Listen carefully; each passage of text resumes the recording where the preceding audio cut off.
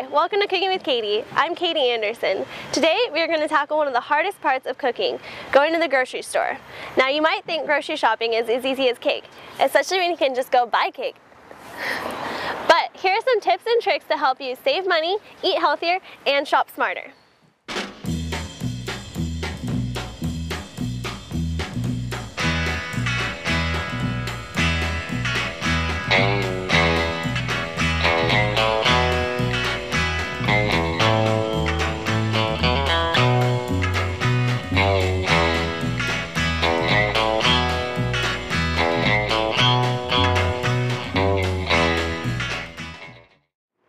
Before you go out to the store, make a grocery list. Usually I make my grocery list while I'm making my 7-day meal plan.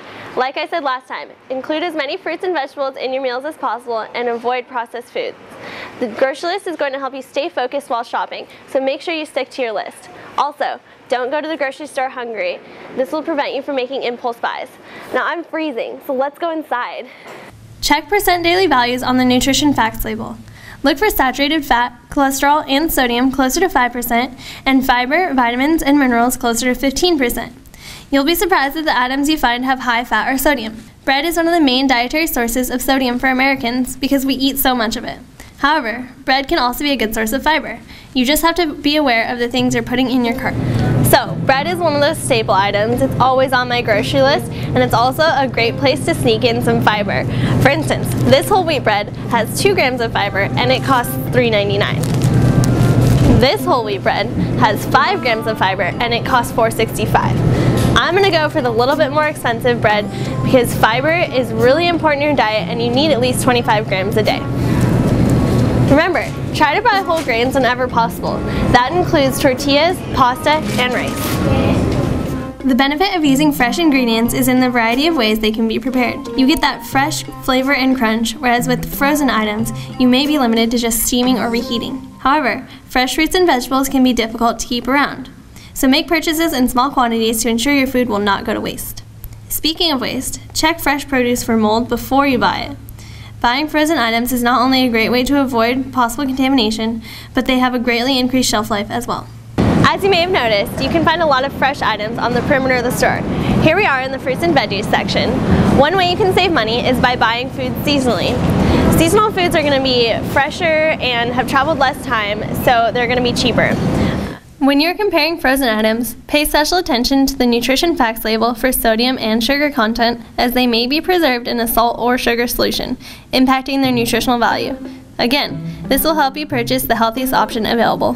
Frozen fruits and vegetables can be just as nutrient dense as fresh fruits and vegetables because they're actually frozen on the spot. Just make sure you compare prices and nutrient labels to make sure you get the most bang for your buck and the best for your health. My grocery list not only saves me money by preventing impulse buys, but also keeping my shopping trips short. It's important to note that once you take a frozen or refrigerated item off the shelf, it's going to enter the temperature danger zone, where it can spoil. Take into account the time you're shopping, checking out, and traveling. Your groceries have the potential to be unrefrigerated for a good amount of time. You don't want temperature-sensitive items in the temperature danger zone for longer than a couple hours and a cumulative total of 4 hours before cooking or consuming. When you're out shopping, make sure you pick up your refrigerated items last so they spend less time in the temperature danger zone. When I buy milk or any dairy product, I always go for non-fat. Meat and poultry are also temperature-sensitive items. You don't want your meat to be in the temperature danger zone for more than 4 hours total. Wrap raw meats in a plastic bag and store on the bottom of the cart to prevent them from dripping juices onto fresh or ready-to-eat foods and drinks. Try to buy lean meats like fish, which was on our grocery list, chicken, or turkey. 7% ground beef is also good.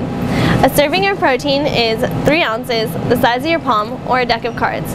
Also, seeds and nuts are a good source of protein and fiber, so feel free to bolster your protein intake with those items. Today, we conquered the grocery store. We learned to shop like a pro, save time and money. You can find the information covered today on pages 10 through 15 of Healthy Affordable Eating. Thanks for watching Cooking with Katie. I'll see you next time.